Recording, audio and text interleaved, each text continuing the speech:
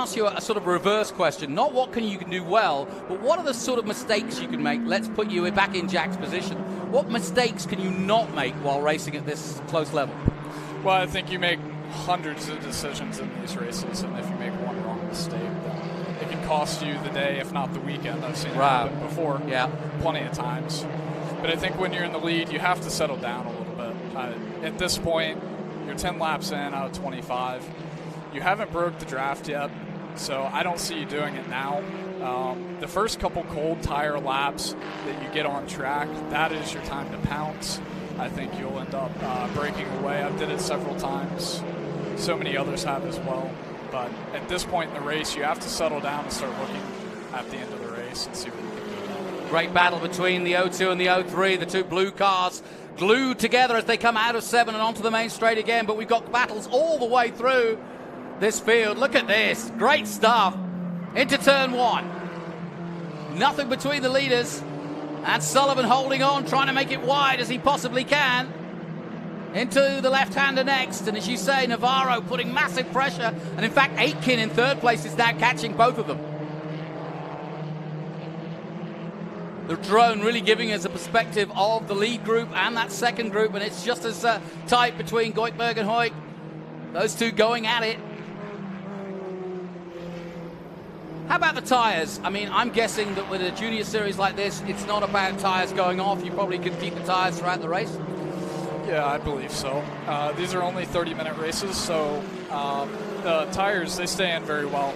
Actually, they can get a little bit greasy on a hot day like this, which will make it a little more difficult to drive them. But as we've seen over the past, I think the fall-off isn't as bad as most tires, especially in the higher level series. They still are softs, but at the same time, some people call them bricks, so. Well, I've noticed one thing in my life, that racing drivers are never happy with it. Whatever their equipment is, they're never happy with it. Great battle, Liz. Look at this, 6-way battle. How long does it take? I suppose karting helps, but it must take a long time to get used to being that close to that many people and still coming out on, either on top or at least in the middle of it all. I think it depends on the driver. Obviously, I think most of these front runners in their first couple races have been up there, and they show that. We know who the fastest guys are, and we expect them to come to compete every week. Like I said, lots of different chassis manufacturers, Miguel, Piper, Van Diemen, all famous names in junior ranks over the years. And here comes Aitken for a pop out to second place. Can he get it? Oh, that's nicely done. What about that, champ? Happy with that? Nice move. Yep, nice move indeed.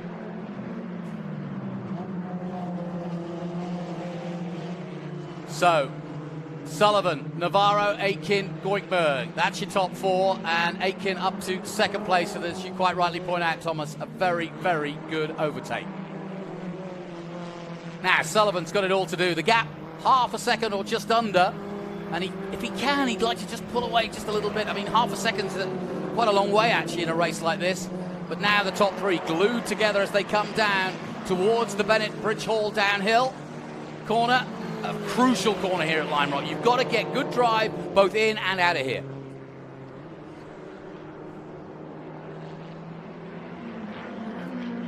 Coming down towards the Mission Foods turn 1, and again, no change at the front, but the three at the front are pulling away, and then there's this little gaggle. Look at this. Great stuff being led by Kazuba in the 88. Colasacco behind him, then Baxter. Boquian in 9th position, Steele. Naranjo has dropped down to 11th. But look at this. This is that battle. Goikberg now. Side by side. As they head down the Newman Straight. And back up the hill. So when do you pull the pin in a race like this? I mean, we mentioned that the tyres generally last the full 30 minutes. But is there a time where you feel, okay, I'm going to push a little harder now and see if I can make some space? I think the middle of the race at this point, it's been settled out pretty well. So you see the three cars at the front. If I'm any of them, especially the 0-1 back there in third, probably laying off and just ready for the end. But we'll see if he has the speed to keep up with the top two, because he's getting pulled away from. It's a big gap now. Yeah, Aiken now taking the lead at the three-dimensionals left-hander and taking the lead away from Sullivan for the first time, but Sullivan trying to make a pop back at him down that back straight. Very close indeed. The 19, the grey and red that's led most of the way, glued right behind the number 21 who now leads. Excuse me, the 21 is the back marker, but Aiken is the one in the 99 leading the way. There's Goikberg in the 03. So there's traffic to contend with, and Sullivan pounces at just the right time. So he used the traffic well, but they stay in second place, and Aiken leading the way at the moment. He's got the inside line. As Navarro and Sullivan doing a good job. Hey, driver coach, is he doing what you wanted? Yeah, absolutely. I'll tell you what, he's been in the thick of it. This has been a good race so far. So, a half a second for Aiken, and he's done a good job as these two battle. It's just, I mean, that's the other thing. I mean, you're not on radio contact with him, so you can't tell him. But if he keeps this battle up, these two in second and third are actually playing into the hands of Aiken by giving him a bit of space here while they battle, aren't they? Yeah, they're definitely playing into Aiken's hand right now. Obviously, the lead is the position you want to be in if any of this happens. And it looks like Aiken has actually broke the draft. It's very close. So if they keep battling like this, back to the third and fourth place cars. Yeah, in fact, the gap was half a second now. Look at it, 1.4. So that one lap alone has really helped Aiken. Porter Aiken, who, like I said, definitely one of the contenders, looking very good for the year ahead. A lot of racing still to come from the 2023 season. And don't forget, FRP 1600 and 2000. Have you driven one of those cars as well? I have not driven an F2000 car before. Would you like to? Oh, yes, for sure. So what's next for you? You told me you had a test in Britain. Tell us about that. It was a phenomenal test at Alton Park Circuit. And great circuit. It is. And the day was cut short due to some sleet and snow, but that was back in March when there was a couple inches of snow on the ground over there. Well, you're from Ohio. You know what it's like to race in the snow. I've never raced in the snow, and I'm not going to attempt it. But I love it. I would definitely like to get back in one of those cars here soon. If not, USF 2000 comes to Mid-Ohio 4th of July weekend, and that's a goal of mine. So home track, maybe step in one of those cars for the first time and give it a shot. And Indy's the goal for you? Oh, yes, for sure. So you'll be watching the 500 tomorrow? Yeah, I don't have anything else to do. I've blocked out a day for it. We don't have racing, so good. Indy 500 is the main watch party of the day. I'll bet. Well, as we've been chatting, the top three are now back glued together again because Aiken has lost that 1.4 second lead and Sullivan is taking strips out of him. Sullivan looking for a way as they come onto the main straight to make the move. Now, driver coach, how does he make it and where? Right now. If you see the leader not blocking into turn one, that's a free opportunity. And that's he's taken it. Nicely done. You know, I preach this to him the whole time is if you get anybody to your inside, you've got to hold it. Anytime you fall out of the lead, it's a dangerous thing. You saw, you know, what happens is you fall back to second. The guy in third pounces. Now you've lost the draft. Mm-hmm. If that guy in the lead, you know, as Aiken was, he could have broke away, but I don't know what he did. Yeah, I've got a feeling that Aiken must have made some sort of mistake because it was 1.4 and Sullivan now back leading. And in fact, third place Navarro is still very much there in the 01. So the three of them glued together here. 19 into 25 as they come down to the final corner, the Bennett Bridge Hall downhiller. And a bit of a moment there for Navarro, just touches a wheel, and that can be all it takes. As you said, you've got to be precise, you can't make mistakes, but that's taken the drive away, surely, from any attempt he might have had at turn one. Colasaco and Goikberg still going at it. Goikberg losing out at the moment to 6th place, and Colasaco up to 5th. And 5 laps to go in what has been an intriguing first race for the FRP 1600s. Alongside me, Jonathan Green, is our current champion, Thomas Schrag, and really enjoying listening to your insights here. I know you're helping Jack Sullivan on his way for Sullivan Racing. Is it a family affair? Yeah, it's just like my family. It started off as a team of just my dad and I. And, you know, some people, they don't get the opportunities that I got, you know, like racing with Greg Rice and Rice Race Prep this past year. Yeah. And it is all about opportunity in racing. It's a strange sport in that respect. You've got to be in the right place at the right time. I suppose you can say that of any sport, but it seems to be more true of motorsports. It really does make a huge difference if you make it into the right car, and certainly to be surrounded by good people who know what they're doing and know how to handle a youngster and give them the best advice and nurture them. It's not about just forcing them to race and telling them what to do. You've got to nurture them. And that battle in the midfield, look at this. About 8 cars involved as they come through Mission Foods turn 1. I'll bet that's a lot of fun when there's 8 of you out there like that. Well, it's not ideal to be in that group. But no. Obviously, you want to be in the position of the 1999 or 01, but it all starts with the start of the race still. No matter what you do, the start of the race, if you start far back like Ayrton Hauk in the 02 did, he's made his way up to 4th, but it just hasn't been good enough to catch that lead pack. No. Here comes Aitken again on Sullivan.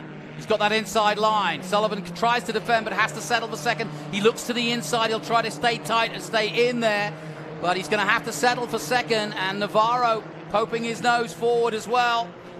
Now, let's talk tactics, Thomas. I'm going to put you in Sullivan's position. How do you tactically play this to be at the front at the checkered flag? Well, we've got 4 laps to go, about 3.5 now, but I think he's going to work with the 99 a little bit here. You don't want to put yourself in a position where you get attacked from 3rd. That's how you lose the race very easy. I think, honestly, if he's able to make a move right here or next lap on the front straight to the lead, that's probably the best position to be in. Yeah, at most tracks, like a Mid-Ohio or Road America, I would say that, you know, being in second on the last lap could be an advantage because you've got time to make the move. Here at Lime Rock, you kind of need to be leading going into that last lap. And here's a chance, look at which Navarro moving up to second on that little maneuver there into Mission Foods. A lock up there from Hauk. Or is it Goikberg who's got up to 4th? But this is also a really good battle. Sullivan now at the sharp end, but Navarro second, and Aitken drops to 3rd, having led this race. Fascinating. That's how quickly it can change, huh? Very fast, and you see this move right here. This is a time killer to some people. You look at the gap that Sullivan just pulled, and that's what I'm talking about, getting to the lead at the right time. Right. You get attacked from 3rd place, and that could mean your race. I mean, that settles out the podium, and at this point, if Jack Sullivan holds on to this lead and doesn't make any mistakes, he might be in position to move and walk away. We've been some really good battles here, and it's not over yet. We're on lap 24, the penultimate lap of this race, and everybody vying for position. Good to see the Canadian Misha Goikberg doing his bit in single-seaters, and he's not done by any means. Him and Hauk going for it. Colasacco in 6th place, then Basta, Kasuba, Steele, and Naranjo in 10th position at the moment. But we're watching this intriguing battle. Less than a second between. You can throw a blanket over them. Sullivan, Navarro, and Aitken. Each of them have had a pretty good run at the front. Navarro not so much, but certainly Sullivan and Aitken has led predominantly. Now they're coming into traffic, and will that play a part, I wonder, Thomas? Well, I think at this point, Jack Sullivan is not needing to block. Just one solid lap, you know, get by these cars safely. I've seen it happen many times. People try to make moves on, you know, back markers, and it doesn't work out very well for him. He's got to just take what he can, and we'll see what happens on this last lap here. Final lap then, Sullivan in the 19 leads the way at the moment. Jack Sullivan, his coach alongside me, last year's champion. So this is all working out nicely. Porter Aitken trying to do something special here on the last lap. Eli Navarro likewise. The 3 of them glued together with traffic ahead. Another battle between Goikberg and Hauk has continued throughout this race. At the moment, the 03 of Goikberg from Canada and BC Cars is in 4th position. Here comes the leader though, and he's got a good stretch lead now, and there's back markers to come into play. The 99 of Aitken needing to get past, and this is playing perfectly into Sullivan's hands, because Sullivan is going to take this home easily now. And sure enough, Jack Sullivan takes the checkered flag and the win here at Lime Rock. Does it in style, and there's a man smiling next to me. Thomas, that was perfect. Yeah, it was perfect. It can't get much better than that. The middle of the race, I was kind of sitting there on my toes, wondering if he was going to be able to catch Porter Aiken, but it all worked out. Yeah, Aiken had at one point, whoa, somebody else going off track there. But Porter Aiken had a 1.4 second lead, and whether he made a mistake or not, I'm not sure. But either way, he will have to settle for second place and losing out by 2 seconds at the flag. Navarro third. Goikhberg did win that battle with Haug and taking fourth position in the 03. Out in the 02 taking fifth place, Colasacco in sixth place, Steele, Baxter, and Naranjo in ninth position, Kazuba in 10th, and Defonce 11th. Well done to Jack Sullivan. And Thomas, I'll let you go and celebrate down at the podium with him and congratulate your good work for the weekend. But more to come. You've got more racing, right? Yep, for sure. I'm trying to work on some plans, hopefully in USF 2000. Never know, maybe GB3 back over in England. At some point this year, I'll be back in a car. I know I'll be in a dirt late model this next month in June. So get a little bit of seat time and get ready for 2024 because that's going to be a big year for me.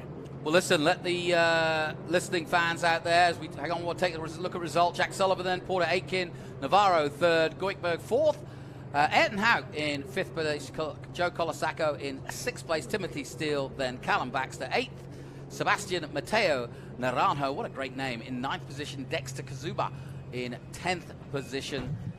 And that is the top 10 for the 2023 FRP 1600s here at Lime Rock. But quickly, put out your social. Where can we find you and follow you? Thomas Schrag Racing on Instagram, Thomas Schrag on Facebook, and Thomas Schrag 01 on Twitter. You can find me at any of those socials, and I'm looking forward to seeing you next time. 18-year-old Thomas Schrag. Look out for him at a race near you, heading towards India, the Indy 500. He'll be watching it. We'll be watching it. My thanks for you to come in, and congratulations to you and Jack Sullivan, the winner of our first race here in FRP 1600s. Well done.